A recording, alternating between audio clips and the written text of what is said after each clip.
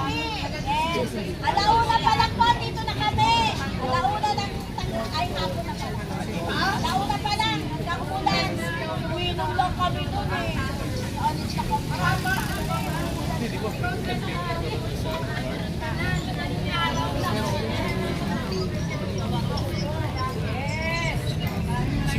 Yung natalo, hihiga na siya. Kasi talo na siya.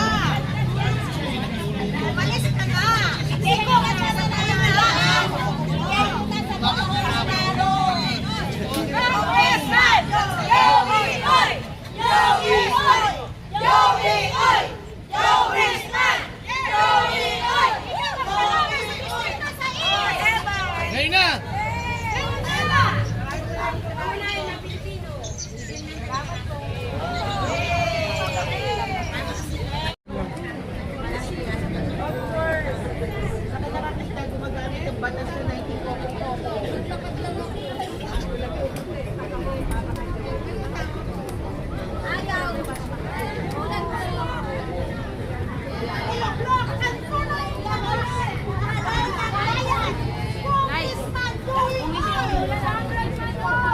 Mga tao! Mga Diyos!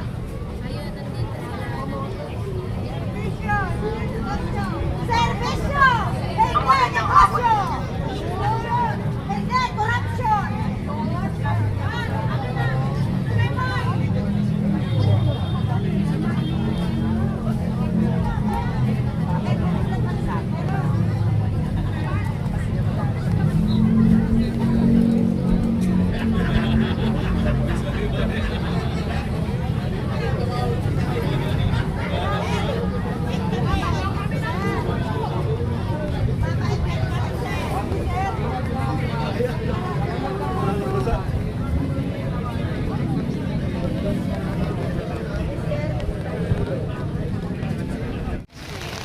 Yung nanay po niya ay re-acquired, na-regain po yung kanyang citizenship. Kaya po siya ay naging natural born Filipino uli. Okay? So ngayon, nung nagkaroon po ng 1973 Constitution, nawala na po ng visa yung 1935 Constitution kasi ating katunggali. Ang sabi po doon sa bagong saligang batas ng 1973, pagka daw ang isa sa dalawang magulang, any of the two parents ng isang bata ay Filipino citizen, automatic o Filipino citizen ang bata. Okay? So, ang nangyari po, dahil po na-regain ng nanay noong 1968 ang kanyang citizenship, ayon sa Supreme Court, naging Filipino citizen, natural born Filipino citizen. Kasi sa saligang batas ng 1935, ang sabi doon, pagka daw ibalik yung citizenship ng nanay, kailangan daw pagka tungkol sa majority age, maging 18 years old yung bata, kailangan ay mag-elect o mag-choose siya citizenship kung siya po ay pipili na maging Pilipino. Pero sabi po ng Supreme Court, binago na noong 1973. Bakit binago po noong 1973? Kasi sabi ng Supreme Court, hindi po naging makatarungan yung dating Constitution 1935. Kasi nagkaroon po ng isang sitwasyon na kung saan pagka ikaw daw ay nanganak na foreigner at tatay mo at Pilipina at mother, hindi ka itinuturing na Filipino citizen. Pero pagka ang tatay mo ay Pilipino at ang nanay mo ay foreigner, ikaw po ay isang Filipino citizen. So hindi po naging makatarungan. Kaya sabi ng Supreme Court, nung na-ratify na ang 1973 Constitution, ang sabi niya, automatic na. Pagka ang nanay mo ay Filipino citizen, kahit hindi ka pa dumadating sa edad na 20 years old, ay naisalin ay nila tungkol sa bata, sa anak.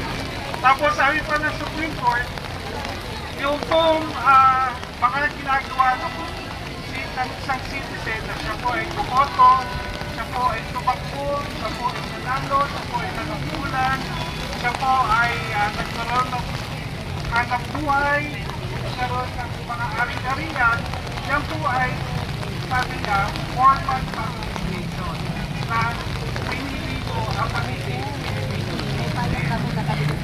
kaya malinaw po malinaw na pinapaluktot po ng ating kalaban yung batas.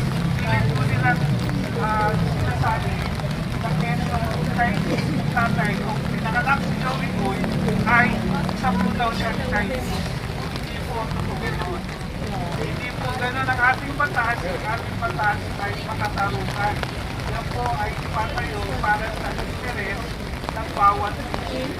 Hindi po dapat tinatanggalan ng karapatan para maging isang Pilipino. Kaya lang, hindi matanggap si Boy nila. Hindi niya matanggap. Nagpahinga na siya. Magpahinga na siya. Sa puso, sa salita, sa gawa. Pilipino po si Joey Boy. Kaya mga kasama, dapat manindigan tayo. Dito tayo sa tunay na congressman at sa distrito.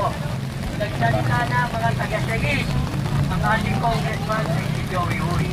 Mabuhay ka, Joey. Andito kami. Salamat. Okay, ito, pakinggan naman natin isang malapit na chairman ng San Miguel. Matagal na pong kaibigan ng ating congressman Joey Boy. Okay, pakinggan po natin si Chairman Ray Floro.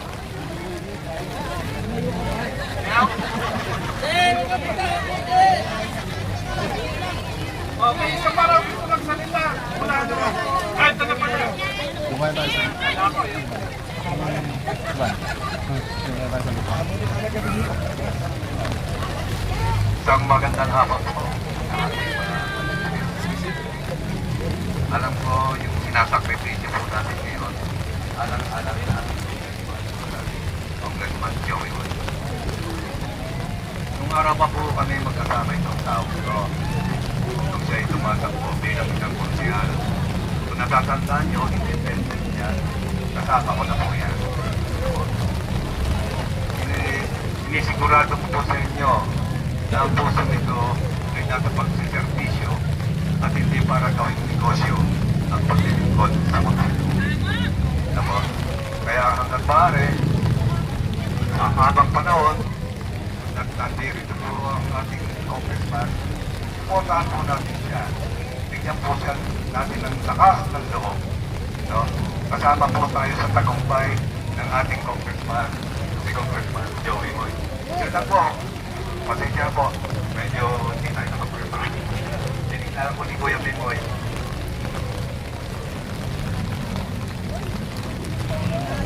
Maraming salamat, Chairman Ray Floro. Wala naman po sa pagdagan, talagang 833. Pakinggan po natin ang ating maliit pero napakatapang na chairwoman, Emilia Enriquez. Magandang hapon po sa inyong lahat. Bilang isang chairman ng Pandakan po, lubos po ako naniniwala. Ngayon pong eleksyon na to, si Congressman Joey Boy po ang dapat pong maupo. Siya lang po ang dapat na maupo.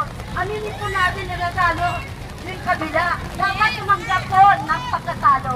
Ang nanalo po natin, Congressman Joey Boy po. Wala po, maraming salamat. Maraming salamat, Chairman Emilia. Ngayon, meron naman po isang matigas na chairman. Nagapandakan din. Gusto magbigay ng kanyang tanongin. Tawagin po natin si Chairman Marlon Rivera, Barangay 867. Dadagate.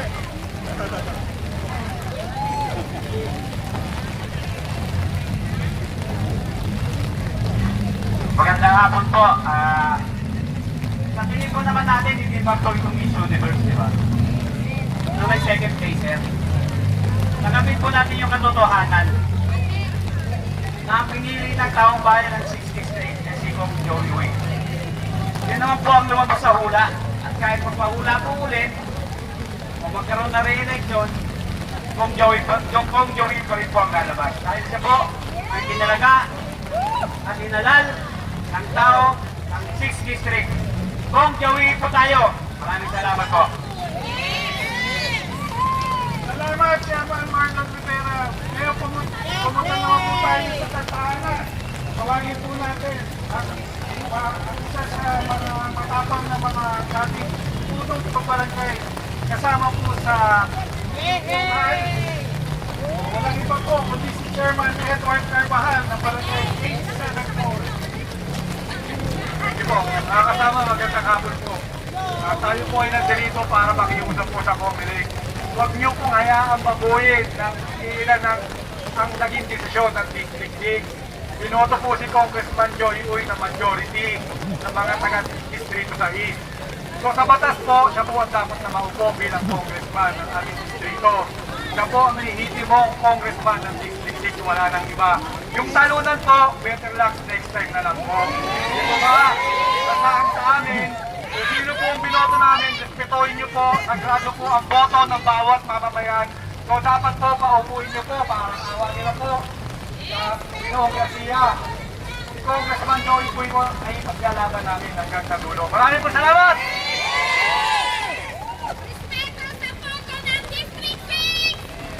Ayan, narinig na ha. Sabi ni Chairman Carvajal, better luck next time daw. Narinig ko ang mga nagagalan ng mga commissioner ng Comelec. Okay naman, pakinggan naman natin isang dating chairman din ng Santa Ana. At area manager po natin sa Santa Ana, no? Walang iba, pakinggan po natin ang ating mahal at masipag na chairwoman, Banji Isquera, ng 884. Magandang hapon po sa ating lahat. Magandang hapon po sa ating Pangulo ng Comelec. Nandito po kami, taga-distrito 6, upang sumuporta po sa aming butihing Congressman Joey Uy na tunay pong ginalal ng distrito 6. Ang panawagan po namin ay hustisya at katarungan para sa distrito 6. Boses ng bayan ay boses ng Diyos. Kaya kami ay nakikiusap, Comelec, huwag kumuli. Tagumpay ng bayan, huwag po natin nakawan. Irespeto po natin ang kagustuhan po ng mamamayan ng distrito 6. Kami po ay lalaban hanggang dulo. Sasamahan po namin ang aming congressman, Joey Uy. Maraming salamat po.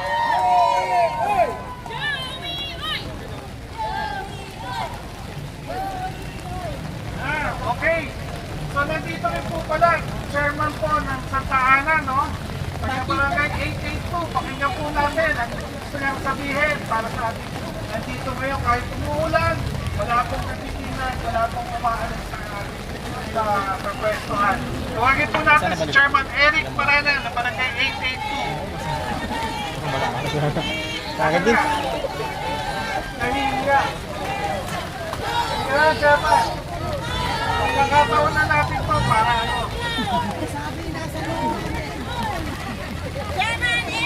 Eric, Chairman Eric. Magandang hapon po sa ating lahat. Ako yung chairman ng barangay. Sumusuporta po kay Congressman Joey Uy. Bingan na dapat siya po upo. Siya ay isang Pinoy talaga. So, hindi lamang po manalangin po natin si Congressman Joey. Thank you po.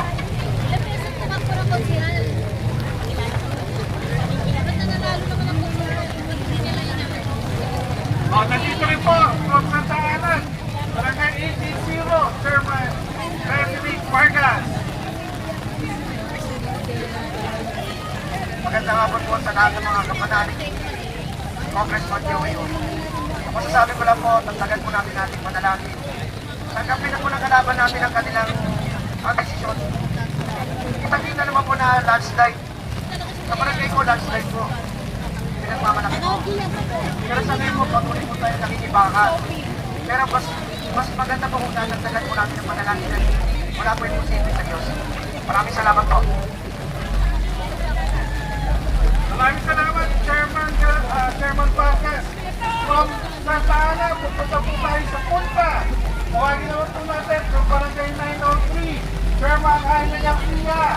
Landslide din po tayo dito.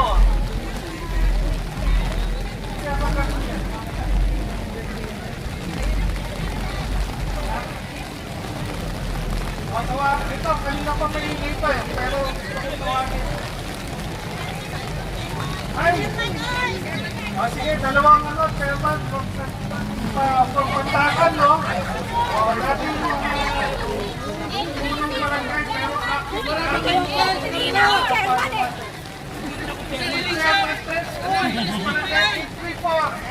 Chairman Santos Uy, ang barangay 836. Parehong po kapitbahay po ito. Magandang hapon po sa inyo lahat. Sana po, respetuhin naman nila ang mga boto natin. Kasi, siyempre yun ang lumabas sa balota. Di dapat respetuhin nila. Wala na yung tinitingnan nilang, uy, Chinese. Bakit? Ako rin ganun din eh. Pero dito din ako pinanganak. Dito ako nag-aral. Ang birth certificate ko, nandito. Pinanganak ako sa Pandakan mismo, sa Zamora. Bininyagan ako sa St. Peter. Hindi yung dapat ganun din kay Joey. Kasi pinanganak din siya rito eh. Bakit? Ano pa pagkaiba nun? Diba? Ano ba? Palakasan na lang ba? Ha? Kasi kung talagang isipin nila, dapat nirespeto nila ang boto natin. Kasi yan ang lumabas. Sana po, ipagtanggol pa rin natin, paglaban natin ang karapatan natin para kay Congressman Joey Uy. Salamat po. Chairman Santos Uy. Uy pa! Ay, ito pa si Chairman Tess Uy. Alam mo, makakaligtas ka, ha? Magandang hapon po sa inyong lahat. Siguro naman nakita natin ang desisyon na ang talagang nanalo is Joey Uy. Dapat irespeto natin kung sino ang nanalo, yun ang iuupo, hindi lang kung sino-sino pa. Joey Uy ang dapat natin suportahan hanggang dulo. Nandito kami para kay Joey Uy. Maraming salamat po. Wala naman sa Pandakan, tumawin muna tayo sa Bacoor. Isa po sa Bacoor. Magandang tanghali po. Okay. Ako po si Sherman M. Vilolira na po ni dating tumatakbong konsihala Sir Vilolira. Kilala niyo naman po yun. At ang buong pamilya po namin at ang aming barangay ay lubos na sumusuporta sa ating Congressman Joey Uy. Ilaban po natin ito dahil demokratiko po tayong bansa. Dahil ang binoto ng taong bayan, Uy! Uy! Okay?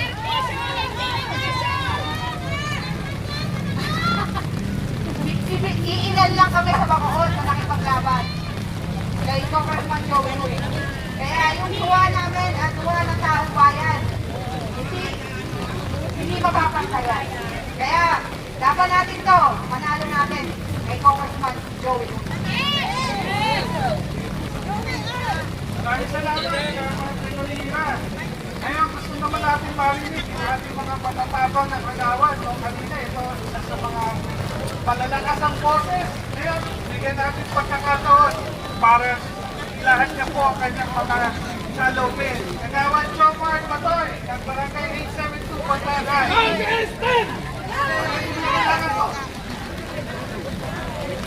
Magandang hapon po sa inyong lahat, mga taga-Kumilig, magandang hapon po. Nandito po kami para po sa laban ng aming congressman, walang iba kundi si Congressman Joey Uy. Okay naman, di ba? Ang masasabi ko lang, nandito tayo lahat, laban natin to. Kaya, sasabayan niyo ako, kakanta ako, Pilipino, Congressman Joey Uy! Pilipino, Congressman Joey Uy! Congressman! Nandito kami para sa inyo. Laban natin to, laban nyo.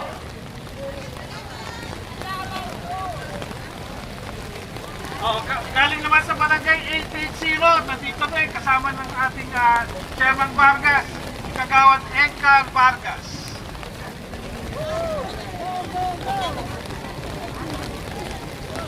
Magandang hapon po sa inyong lahat. Nandito po tayo para sumusuporta kay Congressman Joey Oy, ang aking congressman na gwapo. Diba? Sinasalamat natin siya dahil siya tunay na nanalo. Salamat sa Panginoon na siya ang nanalo. Diba? Dapat, kung sino ng bayan, dapat sinusulok natin. Diba? Congressman Joey Oy, ito na po ang masasabi ko. Ang congressman kong gwapo. Hindi lang daw po ako, mabango pa. Okay, nandito po daw si Chairman Bantillanes. Barangay 829, Bandakan. Tama?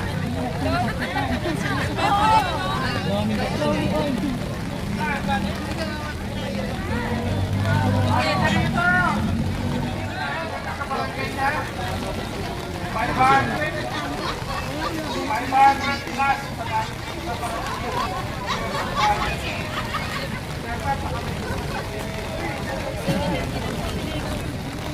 Ano ba sasabihin natin? Alam natin yun. Congressman natin, Joey Uy eh. Diba? Panalo naman eh. Anong dapat natin dito pa? Diba? Ako na lang natin liluin yung katotohanan. Alam mo, talagang panalo naman yung ating congressman. Sayang, hindi ako nakasayaw. Wala namang punta. Nanalo naman. Kaya, matilis. Naging matilis ang may laban. Talagang kapatikalan dito. Diba naman natin